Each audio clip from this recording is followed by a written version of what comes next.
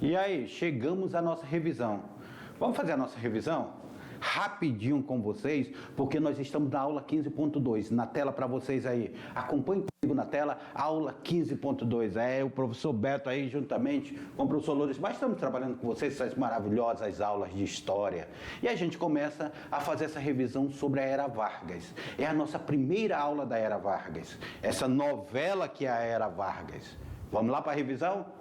E na aula agora que antecedeu, nós vimos essa república em crise. Como é que se dá esse processo republicano? Por que a república está em crise?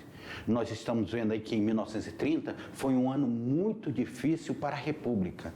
Por quê? A república ela era com base nos grandes cafeicultores. E os grandes cafeicultores eles estão passando por um problema financeiro, um problema político, um problema social muito grande.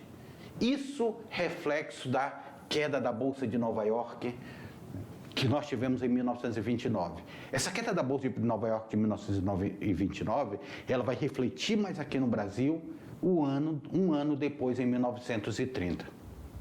O Brasil deixa de vender milhões de sacas de café para o mercado estadunidense.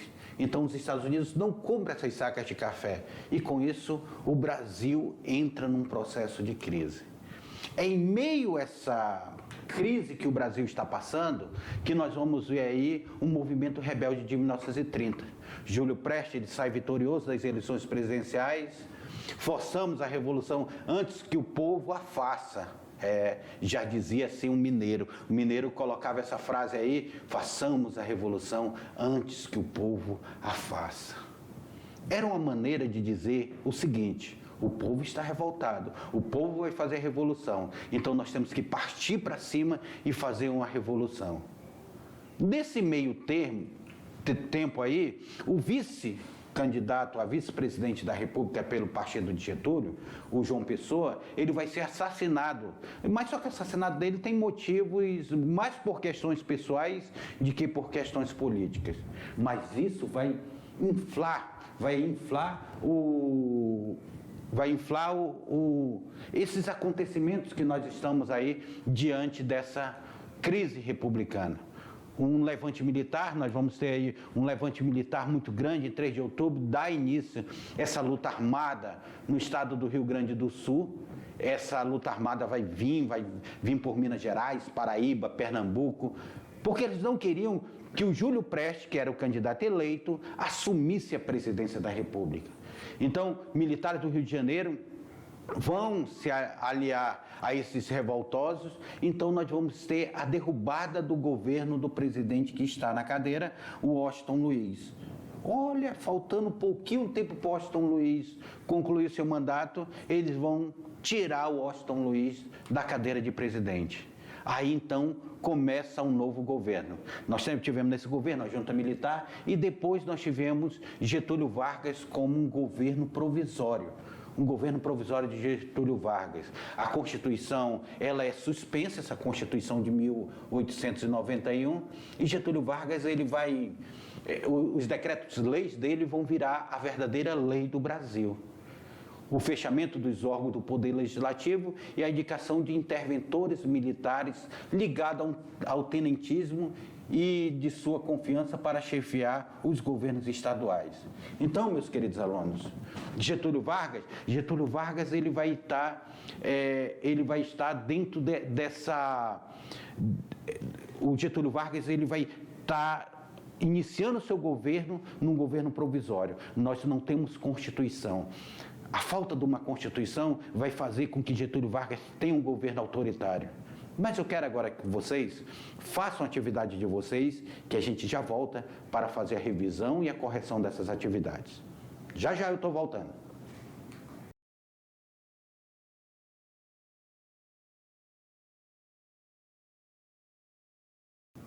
E aí? Como é que nós estávamos? Tá? Tava difícil a atividade? Tava não, né? Essa atividade da sala de vocês aí, ela é fácil, até porque vocês têm um processo da aula e tudo, então são atividades tranquilas, fácil de trabalhar. Olhem na tela para vocês, então nós temos na tela, nós temos aí, e agora com você, essas atividades de sala. Vamos para a primeira atividade. A primeira atividade ela fala o seguinte: a relação existente entre a crise econômica no Brasil na década de 30 e a queda da Bolsa de Nova York, que foi em 1929, podemos afirmar que... O que nós podemos afirmar?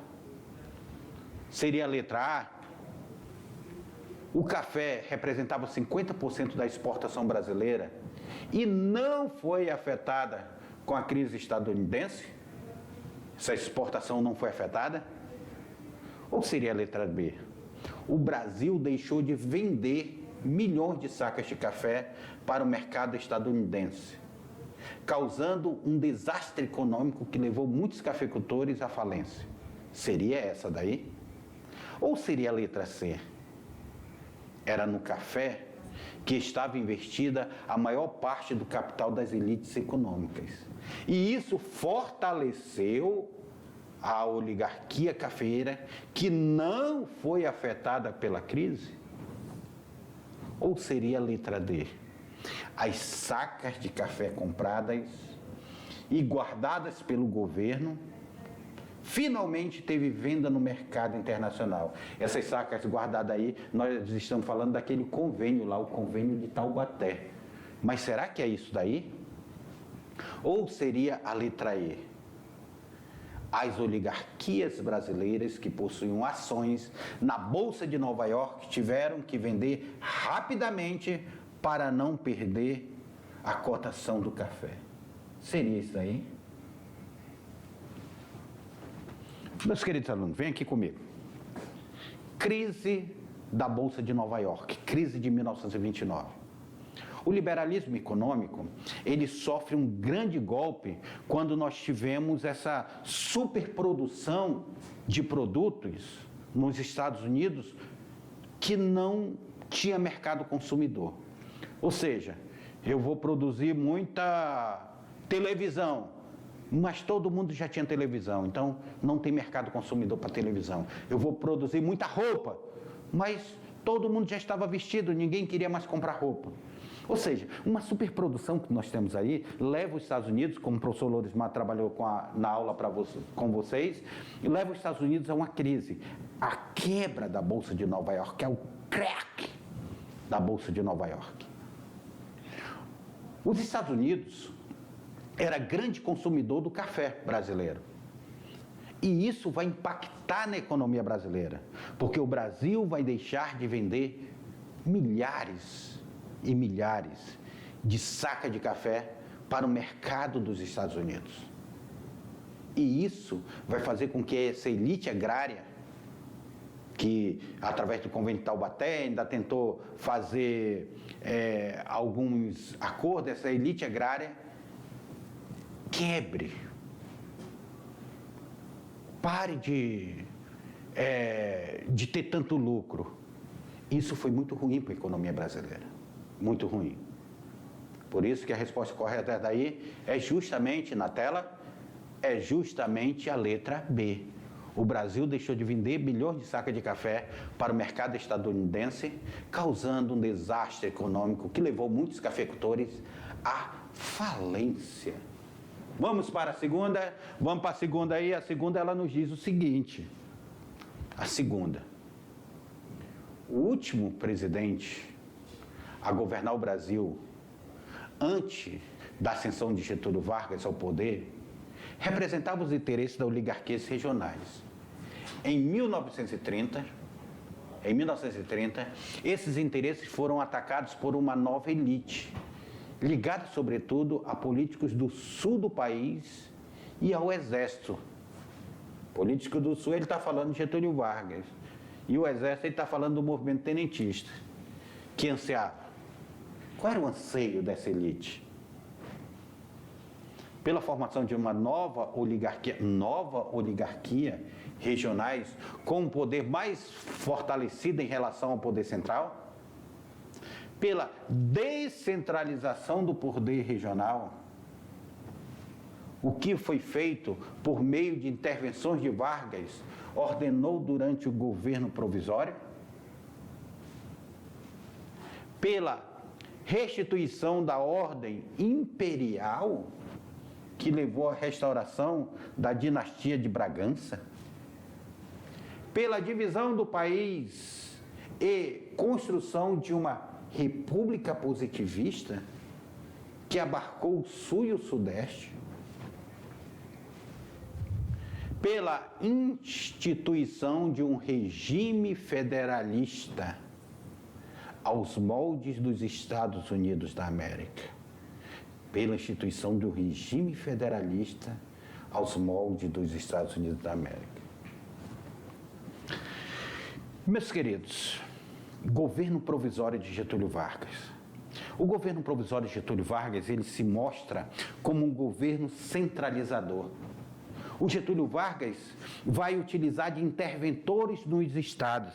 Ele vai tirar os representantes das províncias, ali dos estados, das províncias dos estados, e ele vai colocar interventores. Então, esses governadores estaduais, eles vão perder o poder em detrimento a esses interventores. E esses interventores, eles vão para dentro do estado, só que eles vão quebrar aquele poder que era um poder centralizado ali no estado. Ali o estado tinha um poder centralizado na mão do governador e descentralizado do governo geral. Então, Getúlio Vargas, ele vai fazer isso. Ele vai criar um mecanismo de centralizar o poder no Rio de Janeiro, que era a capital do Brasil da época, através desses interventores, que de preferência seriam interventores militares. Só não o Rio Grande do Sul e Minas Gerais, que ele abriu mão de ter interventores militares. Na tela para vocês, a resposta correta, então, é justamente a letra B, pela descentralização do poder regional. O poder regional, ele perde força porque ele vai fazer as intervenções durante esse governo do estado, do governo provisório de Getúlio Vargas. Ok? Essa daí ficou mamão com açúcar. Vamos lá, uma do Enem? Vamos lá. Agora é com você a hora do Enem. Vamos lá, aluno. Fique ligado aí nessa questão do Enem. Olha a questão aí.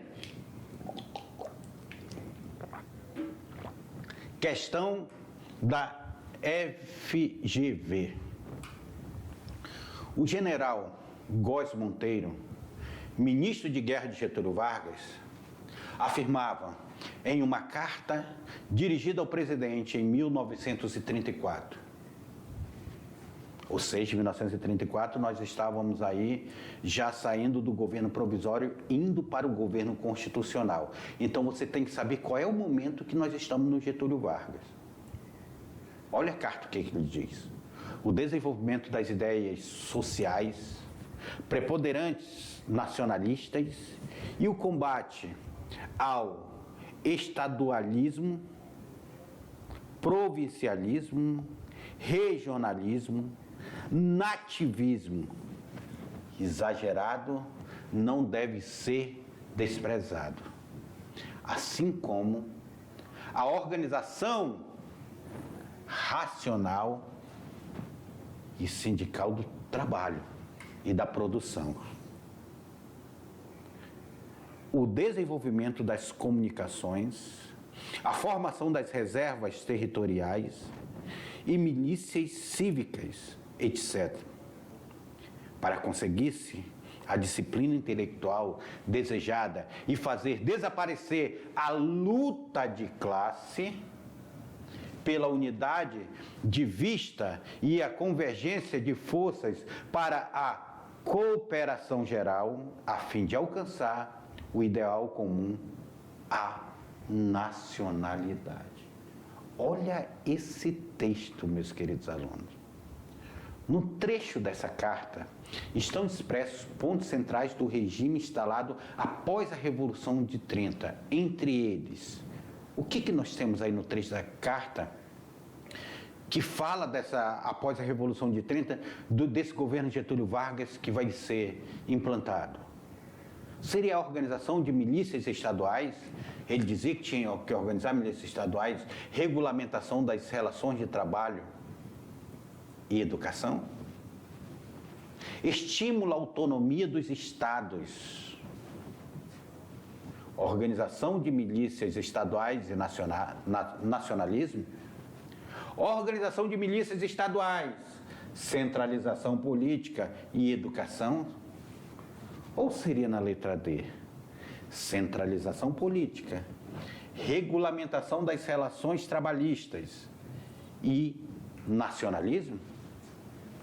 Estímulo à autonomia dos estados, regulamentação das relações trabalhistas e educação. O que fala o texto?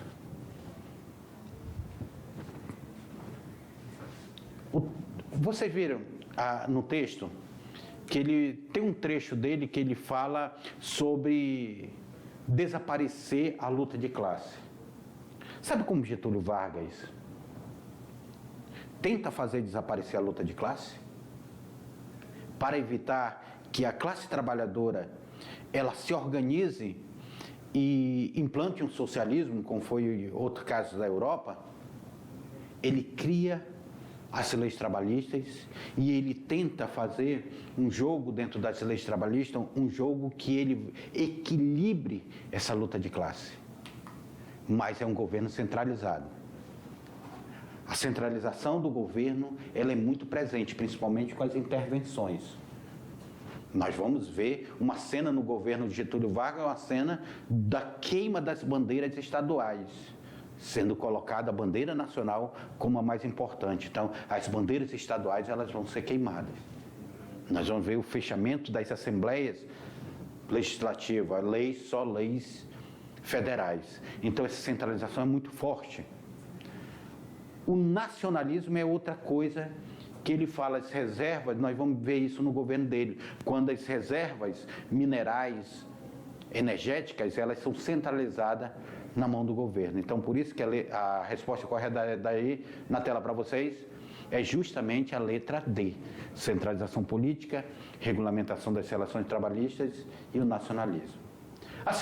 A quarta, ela fala assim: o governo de Getúlio Vargas, que perdurou até 1934 e se constituiu por um período de transição política em que o poder legislativo foi concentrado no executivo, e houve redução dos poderes do Estado, tendo sua medida excepcionais promovida nesse período, que antecedia ser estendida para, por fim, ao regime oligárquico,